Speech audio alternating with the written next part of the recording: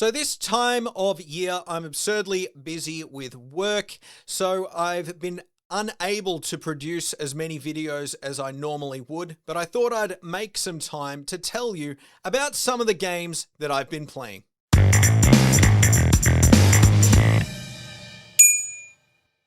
So normally I might do a first thoughts or a full-on game review for the games I'm going to talk about, but instead I'm just going to sort of summarize my opinions on these games, give them a score based on what I've played, and yeah, let me know what you think based on the games. I'll put timestamps in the comments so you can skip ahead if you just want to hear me talk about one game, but let's jump in. So roughly 6 weeks ago, I started playing the Adventures of Elliot, the Millennium Tales, and this is essentially a top-down Zelda using that great HD 2D art style. I played through roughly 15 hours, beating the game, getting to the first ending. There is a true ending which requires you to play the game further. I haven't gone ahead and done that, and it's ultimately because I was starting to get a little bored with the game. I found a few things that you could sort of get irked by initially. They were starting to add up as the game dragged on for me. The way I would phrase this is a 4-star game, sort of your classic 8 out of 10, but I went into it expecting that it might even be an 8.5 or a 9, and it probably left me disappointed as a result. There is a demo tied to the game, which you can check out. It took me roughly 3 hours to beat the demo, and there was sort of a sidekick character, which was the princess, and then at the end of that demo, the princess is sort of taken away, in a way, from the game, and the game becomes actually saving the princess, and I found this fairy that is tied to your character throughout the rest of the game to be incredibly annoying. I even lowered in the settings, you can lower the amount that this character will talk, named Faye, and she continued to talk and overtalk, sometimes even telling me the solution to a puzzle before I'd even had the chance to solve it. And that became a bit annoying, and I found a few of the characters and story points throughout the game where they really started to really just talked for a too long a period, and I think the gameplay here is the highlight. The graphics are a highlight as well, but I think the story could definitely be tweaked, and I think some decisions that were made throughout the game weren't the greatest, and I really feel like this being the first game in a series, I feel like a sequel potentially out, God, at this rate, 2029, 2030, really could iron out a lot of these problems, and I really think a sequel could be absolutely excellent. I assume this game was a smaller team with a smaller budget because ultimately there are 4 different maps throughout the world, but they are the same map, just at different times in history, and I think that's a way to sort of flesh things out while not having to make as many assets, but by the end of the game, that did start to wear thin. So I'd like to see where this series moves forward. Some people that have gone through and gotten sort of what you would call the true ending have far more positive opinions on this game. So maybe I can find the time to go back and do this. I think ultimately that's not going to be the case. There's just so many games coming out. My main focus this year is to play games with the sole purpose of hopefully getting them into my top 10 games of 2026 and top 25 games on the Nintendo Switch 2. Right now, The Adventures of Elliot is in both of those lists, but I think that once it comes to the end of the year when I would post those lists, I think they won't be in a top 10 or a top 25. So that's sort of my take. I really did enjoy the game. The gameplay and the graphics are the highlight. And if you're a fan of cats, there's a lot to like there too. The next game I want to discuss is Star Fox. I am really quite excited about this game when it was released, but as it sits here now, it's been about a month since the game came out, and I've really only put about 3 hours into it. I've sort of done 2 or 3 playthroughs at this point. One to the point of sort of completing the game, and a few other times just upping the difficulty and sort of dying halfway through, trying to do different runs. I was of the belief that I had beaten the game as a kid, but after the first 2 or 3 levels, I remember absolutely nothing associated with this game and really found it quite difficult. So I don't know if you're a person who grew up on the game, played it 30 years ago when it came out on the Nintendo 64, maybe played it on the 3DS. I think this is sort of the ultimate edition of this game, and I think if you love that game, you'll love this, and it'll be quite nostalgic. If you're new to the game, I think if you're willing to go down the route of playing absolutely everything associated with this game, I think it's a good value at the price that it costs. But I will say gameplay is great. I think the visuals, it might be up there with the best visuals on the Nintendo Switch 2 so far. I really do quite like the Star Fox look. I know it was a bit controversial, but it was quite fun. I just don't know at this stage if I'm going to be that sort of person that is willing to go back and try and get high scores and play all of the different levels, do all the different potential options in this game. But it is a game that I'm not planning on selling anytime soon. It's definitely one that I hope to play here and there over the next year. But ultimately, I probably sit at that sort of 3.5 stars, 4 stars sort of score for what I've played. As I said, it's only 3 hours, so not much to really give it like a absolute definite score. But right now, it sort of sits a bit similarly to what I said about the Adventures of Elliot. It probably would sit 25th right now on my best Switch 2 games list. But by the time December rolls around, I don't think it will be in this list. Same with a top 10 for 2026. But I did enjoy my time with it. I just would like to see if they make another Star Fox game, do something completely different. Maybe doing something like what we've seen in this Star Fox game, obviously new levels, but couple it with sort of an open world style thing that we saw in Star Fox Adventures on the GameCube. And that way we'll walk away with a 20, 30 plus hour experience, where I think that's where Star Fox can really shine. It's just a question of whether they're going to go ahead and make that style of game. We'll just have to wait and see.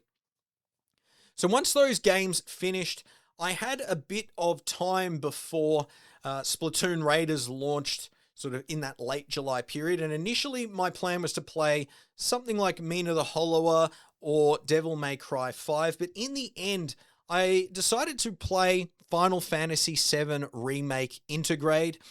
And I have to say, this is my first ever Final Fantasy. This is just a franchise that has completely just passed me by. I think the reception to Final Fantasy 15 roughly 10 years ago, whenever that came out, definitely sort of made me want to stay away from the franchise.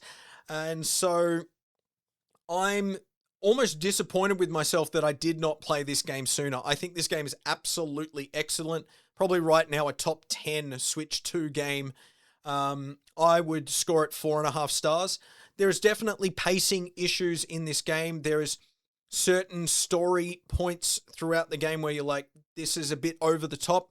There's a few motorbike sequences that just drag on a little long. I actually timed one towards the end of the game, and it took me roughly 20 minutes. And when I consider the speed they would have been going on these motorbikes, they probably drove 20 kilometers during these fights. It was a bit over the top. And sometimes that over the top nature definitely worked in the game, and sometimes I felt like it worked against it. I felt like this is the perfect time for me to play this game. I currently anticipate playing Rebirth probably over that Christmas period ahead of Revelations release next year.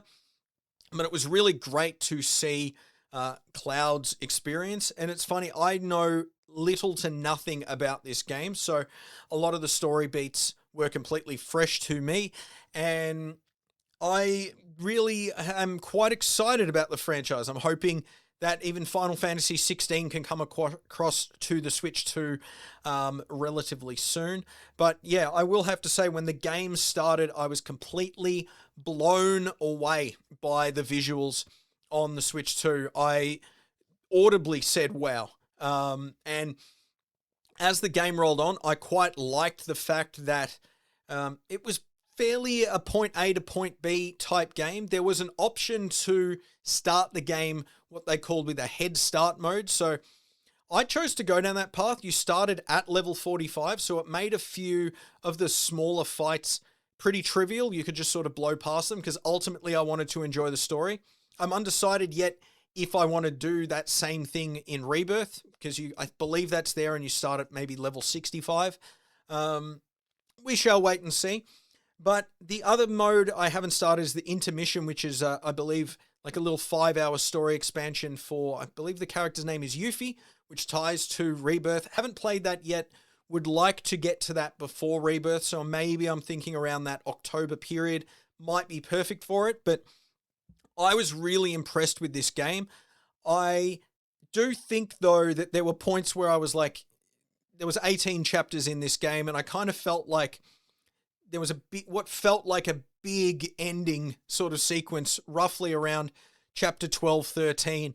And I was like, this would have been a perfect place for it to end. And then it really just stopped for a moment. And then you really had to it was almost like, oh no, now we're starting act 3. And it was a really slow point to pick back up. But ultimately, really excited for Rebirth. And I think this is a franchise that I definitely want to play more games in. Up next, we have Denshattack. This is essentially a on-rails skateboarding game. Picture like a Tony Hawk, but you play as a train set in a post-apocalyptic Japan. Bright colors. This game is just so much fun. I would have played more of this, but I've been putting a hell of a lot of time into the next game, which I'll be talking about. And so I would say I'm roughly between 90 minutes and 2 hours into this game. So right now I'm sort of in that spot of it's probably a 4-star, 4.5-star game, but I need to play more of it to know roughly where this would sit. But right now I think this is definitely in your sort of top 25 Switch 2 games of, the system so far. I'm having a really good time playing this. It's as much a rhythm game as it is sort of a skateboarding game. There is a fun, playful story going on as well. And there is good variety throughout the levels that I'm seeing so far. So sometimes it's, a speed is the focus. Other times you're completing little missions, going off to different parts of the level. So I really would like to see where this game goes. I think there's roughly speaking 60 levels in this game, and I'm probably in that sort of 10 to 15 range so far. So I'm excited to continue to play this game and see what variety this game has to offer. Maybe I'll do a full review down the line once I have probably, beaten the game, but this is one I absolutely recommend. It was, I believe, $28.50. Don't 100% quote me on that, but roughly around that on the Australian eShop. So I'm assuming about $20 US, and it is absolutely worth the price. One of the great games this year. And if this game is ultimately one that doesn't make my top 10 list at the end of the year, it would be one of two things. It ultimately doesn't stick the landing for the remainder of the game that I have to play, or there is just that many good games coming out this year, which always could be a possibility. The final game I want to talk about is Splatoon Raiders. I'm a huge Splatoon fan. I've always preferred the single player mode, or just always really enjoyed the single player mode. And so I've really loved that this game is completely single player focused. I played Splatoon on the Wii U when it came out, had an absolute blast, really enjoyed the single player mode. In Splatoon 1, 2, and 3, the modes sort of teach you how to play, and then it's like, okay, now go online. Whereas this mode is really grabbing your sort of salmon run multiplayer mode and just giving it a full single player experience. There is great level variety, a lot of great different weapons and upgrades and things to keep you going back. When I started, I sort of said to myself, I really only want to just do each level once and just roll credits, and that's really all I'm here for. And I'm replaying levels. I'm sort of grinding up levels to just trying to do absolutely everything because I'm really, really enjoying it. I've leveled up my gadgets so far to the maximum level. I'm at level 38 as we speak, sort of heading towards the third boss. I assume there's a third boss followed by sort of your final boss and then after game content. I've heard about the after game content, in which you've got to sort of maximize at level 50 and just keep going from there. I think this game really is one of the special games on the Switch 2. I think the Open Critic is sitting at about 83 right now out of 100. And based on what I've been playing, I think that is quite a low score. But this game really does speak to me in many, many ways. I right now think this is one of the, top 5, top 10 games on the Switch 2. I have played enough to probably review it and give it a score, even though I haven't rolled credits. I'd be somewhere between probably 12 to 15 hours at this point into the game. And yeah, this is a 4.5-star game. Absolutely every day of the week. This is fun. I mean, the story is pathetic, but I mean, that's most of Nintendo games anyway. They have pretty basic stories, but the gameplay here is absolutely addictive. And it's a game that I doubt we will ever see DLC for, but I think that would be a great addition to this game. I haven't played the multiplayer version of it at all, but I've heard reports that it is great that way as well. But yeah, this is a really special game. And I think ultimately when we talk about the great Nintendo games on Switch 2 now, I mean, Mario Kart World obviously doesn't hit the heights of Mario Kart 8 Deluxe, but it is still a game to recommend. We've got Donkey Kong Bonanza. We've got Pokemon Pocopia. I think Splatoon Raiders is easily one to go in that bundle of games that Nintendo has developed that I recommend for the system. And we're just hoping maybe, and when I say that, we're talking sort of your 9 out of 10 games. And Splatoon Raiders is easily in that bundle for me. And I just hope we can get 1 or 2 more later in the year. Fire Emblem, Ocarina of Time, hopefully the Duskbloods. We shall wait to see, but this is a game I completely recommend. I've been having an absolute blast playing it. When it comes to August right now, there are no real game releases that are coming out that I'm excited to play. I want to play Lies of P. I've pre-ordered the physical version, which is coming out in October, so I won't be playing it when it comes to Switch 2 at launch. If there are any issues, I'm hoping there'll be little updates as well by the time I get to it in October. I'm hoping to roll credits on Denshattack and Splatoon Raiders, so that will probably take up the early part of August for me. But the amiibo for Resident Evil Requiem are coming out this week. I've pre-ordered from Amazon Japan, so it might take a week or 2 to arrive across to me in Australia. But once that is there, I'm going to be playing that game. I've been literally sitting on my copy of Resident Evil Requiem since March, so I'm definitely looking forward to that. Other than that, that's my focus for August. If I roll credits on Resident Evil Requiem, I will be trying to basically go through my backlog. We've got so many games, and the next sort of big title that is coming out that I'm looking forward to is Orbital's September 3rd, and then Fire Emblem September 17th. So there is a bit of time before that to roll through a few games in the backlog, but it's just whether I have the time to devote to them. But basically, Denshattack, Splatoon Raiders, Resident Evil Requiem are my focus for the next month, but we'll just have to wait and see how that plays out.